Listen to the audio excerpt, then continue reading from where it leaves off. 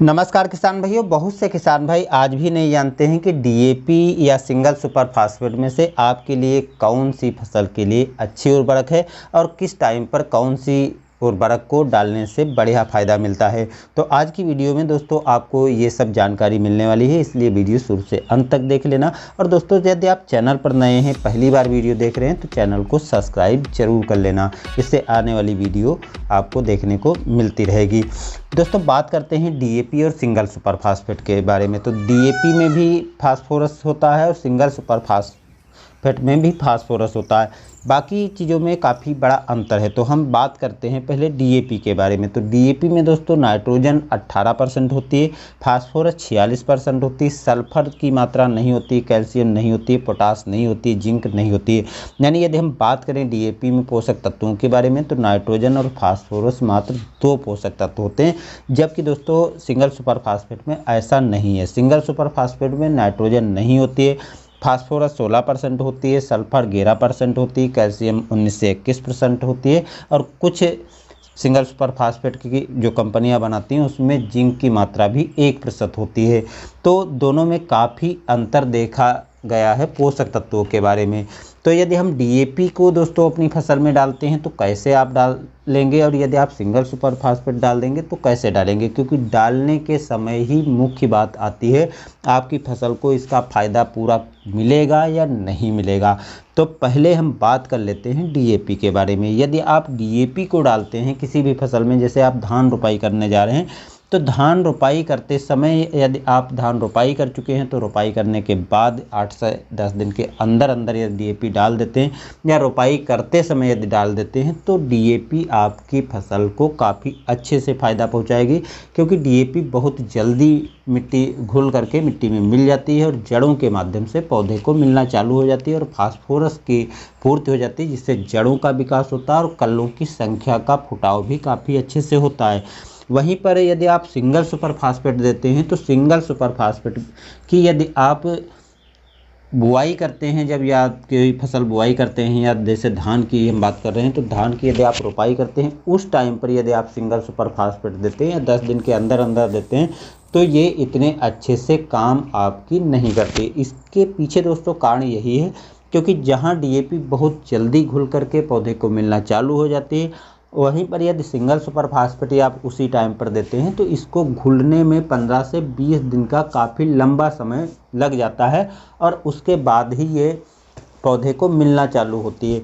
तो पौधे की जब आप रोपाई करते हैं तो 15 से 20 दिन इसको मिट्टी में मिलने में टाइम लगता है, उसके बाद फसल को मिलना चालू होता है, तब तक जो है काफ़ी लेट हो चुका होता है, जिसके कारण सिंगल सुपर फास्फेट इतने अच्छे रिजल्ट आपको नहीं दे पाती है।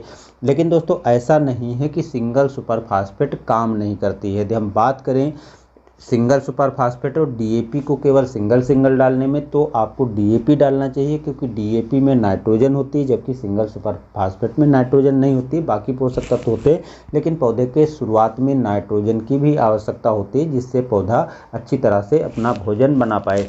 तो इसलिए अकेला डालते हैं तो डीएपी अच्छा रहेगा, लेकिन यदि आप सिंगल सुपर फास्फेट में नाइट्रोजन की पूर्ति के लिए 20 किलोग्राम यूरिया मिला लेते हैं, तो नाइट्रोजन की भी पूर्ति हो जाएगी, फास्फोरस की भी पूर्ति हो जाएगी, सल्फर जो फफूंद लगने से फफूंदजनित बीमारियों से बचाएगा, कैल्शियम भी पूरा हो जाएगा, और कुछ जो हमने बताया थोड़ी मात्रा में जिंक होता है, तो वो भी पौधे को हरा और जिंक की पूर्ति करने में हेल्प करता है। तो यहाँ पर दोस्तों जो रिजल्ट निकल कर आएंगे, तो आपको सिंगल सुपर फास्फेट से बेटर रिजल्ट निकल करके आएंगे यदि आप उसमें नाइट्रोजन की पूर्ति के लिए यूरिया मिला लेते हैं। लेकिन जहाँ डीएपी आप 1 एकड़ में 50 किलोग्राम देंगे, क्योंकि सिंगल सुपर फास्फेट में फास्फोरस की मात्रा 16% होती है, तो 3 गुनी सिंगल सुपर फास्फेट आपको देनी पड़ेगी, तभी आप सेम रिजल्ट देखने को मिलेगा, यानी उससे बेटर रिजल्ट देखने को मिलेगा, लेकिन फास्फोरस की समान पूर्ति कर पाएंगे। तो 3 गुना आपको सिंगल सुपर फास्फेट ज़्यादा डालनी पड़ेगी, और साथ में नाइट्रोजन की पूर्ति के लिए 20-25 किलोग्राम यूरिया भी साथ में मिला करके डालना पड़ेगा। तो सिंगल सुपर फास्फेट के और भी बेहतर रिजल्ट देखने को मिलेंगे, क्योंकि इसमें सल्फर और कैल्शियम जैसे अन्य सूक्ष्म तत्व भी या पोषक तत्व भी मिल जाएंगे जो अच्छा काम करेंगे। लेकिन इसका डालने का तरीका बिल्कुल अलग होता है। यानी जब आप जैसे धान में डालने जा रहे हो, धान में शुरुआत में देना चाहते हैं, तो जब आप खेत की तैयारी कर रहे हो, अंतिम जुताई कर रहे हो, यानी 8 से 10 दिन पहले, 15 दिन पहले आपको सिंगल सुपर फास्फेट अपने खेत में डाल देना है। उसके बाद ही 10-12 दिन के अंतर पर रोपाई करना है। कम से कम 10-12 दिन का तो अंतर ज़रूर रखना है।